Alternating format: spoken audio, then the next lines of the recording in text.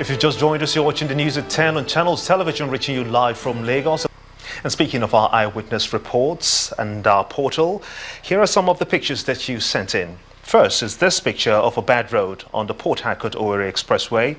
Our eyewitness reporter says that due to the bad state of the road, trucks and trailers fall often, making the road almost impossible for other commuters. Our reporter is calling on relevant authorities to fix the road to ease the stress trailers go through. Next is this picture of an overburdened truck in Warri, Delta State. Our eyewitness reporter pleads with the state government and the Federal Road Safety Corps to check the dangerous trend to avoid accidents. And talking about accidents, our eyewitness reporter sent this picture of one that occurred at the Third Mainland Bridge in Lagos State. Our reporter, who attributes this to overspeeding by drivers, calls the attention of all road users to be careful and obey traffic rules and regulations so as to safeguard lives and property. We do thank you so much indeed for sending in those pictures. Keep them coming. Well, joining me on the news at 10, as promised, to discuss the security efforts by the President Muhammadu Buhari administration is Colonel Yomi Dare. I want to thank you so much indeed for coming on the news at 10 at this time. Let's begin with Mr. President's inaugural speech when he became president, and he made the categorical statement, move the command base to Maiduguri in the heart of the insurgents. Would you say that move is beginning or has yielded the desired results? Thank you, Jimba. Well, in my opinion, I think that move has yielded some positive results. It has, because what we see now is a complete, turnaround in the military efforts in that region. You find out that a situation whereby the Chief of Army Staff himself is moving right into the front there, and once the troops, I believe, see him behind them, they get motivated. And of course, aside the president directing that the military high command should move straight to the heart of the crisis in Maiduguri, you find out that he went ahead to rally the neighboring countries too. He has been moving, he went, visited all the neighboring countries, because you find out that most of these insurgents, they have their links, some of them have their bases in these neighboring countries. And then what the president did was to move around the leaders of these countries, and then he sensitized them, and then that gave birth to the multinational task force. And of course, he also motivated that, backed it up with cash, giving them some money. And of course, he was able to also secure the leadership of the multinational task force to Nigeria. But this is what we know, though. Despite, all said and dusted, a multinational joint task force has been rejuvenated and it is in place now. Yes. The countries who are making up the Lake Chad Basin, the President Muhammadu Buhari has made efforts to meet with them, but there seems to be a foot dragging in the process of executing and getting Boko Haram, after 100 days, to a standstill completely. Don't you think that this has been counterproductive?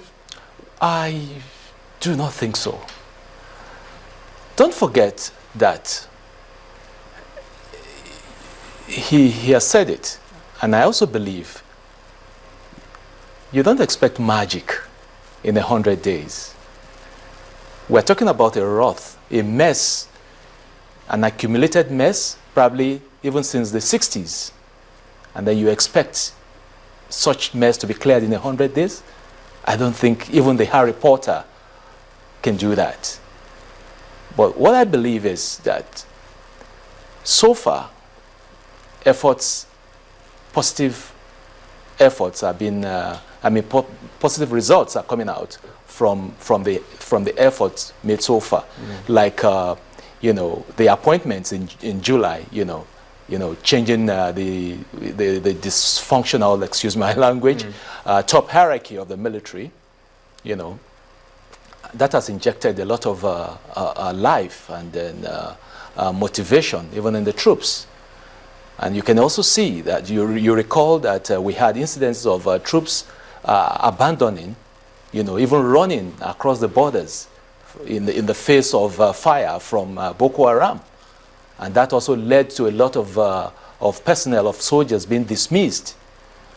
And of course, recently, I think it has also kind of changed the tide, boosting the morale of the military, because some of these cases were reviewed. Permit me to just interject there. In that report we just listened to, the former Chief of Army Staff, let me just try to quote him here, is of the opinion that the order of the President to end the insurgency by December is achievable. However, he is advocating for what he called an anti-insurgency program.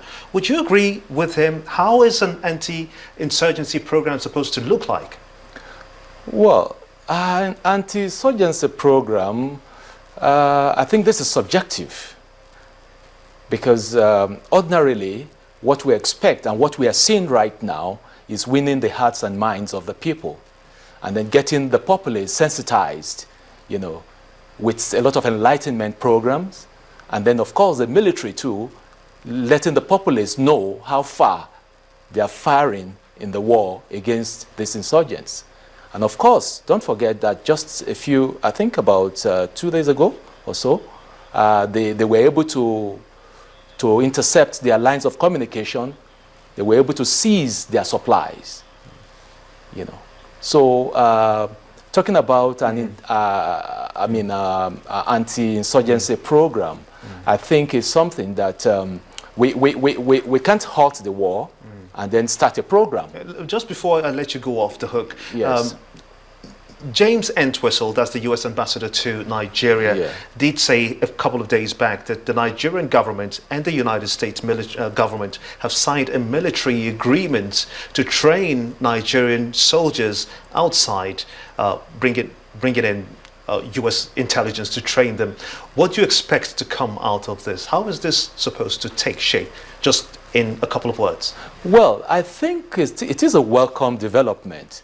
Because don't forget that it was in place before, but it was suspended, so to speak. So, and these are some of the things, because there's need to have, for the average soldier to be trained in rules of engagement. And these are some of the things because, well, this is a local war, but again, we'll find ourselves taking part in international operations. So I think it is a welcome development. I want to thank you so much indeed, Colonel Yomi Dare, for your time. Thank you very much, Jimba. I appreciate it.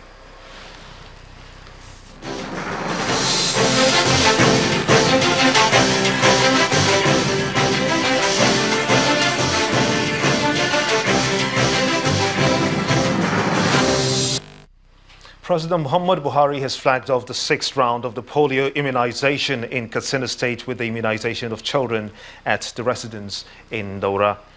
This is to mark the formal commencement of the national immunization exercise in the state.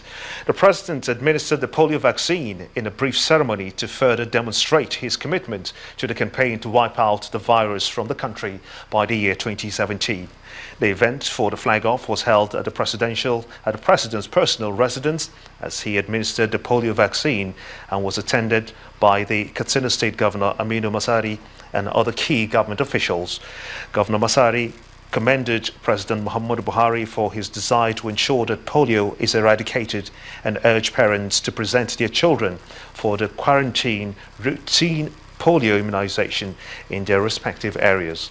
President Buhari personally vaccinated one of his grandchildren against polio in Abuja a few weeks ago to show his commitment in eradicating the deadly virus in Nigeria by 2017. As of April 2015, the Internal Displacement Monitoring Center, IDMC, estimated that 1.5 million people forced to flee their homes in Nigeria were still living in internal displacement. This figure includes people displaced as a result of brutal attacks by the Boko Haram sect in northeastern Nigeria, the government-led counter-insurgency operations against the group, ongoing intercommunal clashes, and natural hazard-induced disasters. Now, this is not encouraging in every sense of it, but the good news is that efforts are being made to overpower the Boko Haram insurgency, which has made the IDP numbers skyrocket.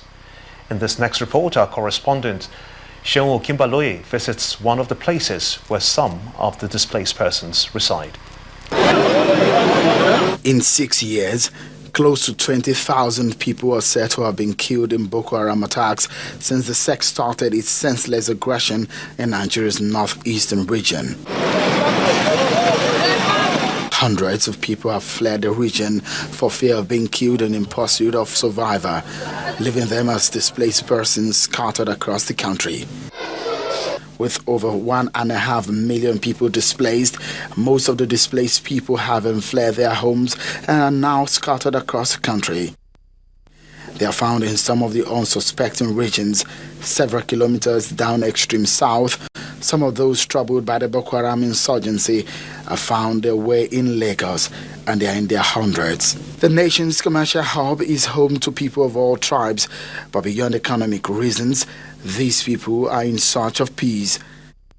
This is one of such places you will find some of the displaced persons in Lagos. These 10 teenage boys from Borno State have fled their homes for fear of being killed. They say Boko Haram insurgents invaded their villages.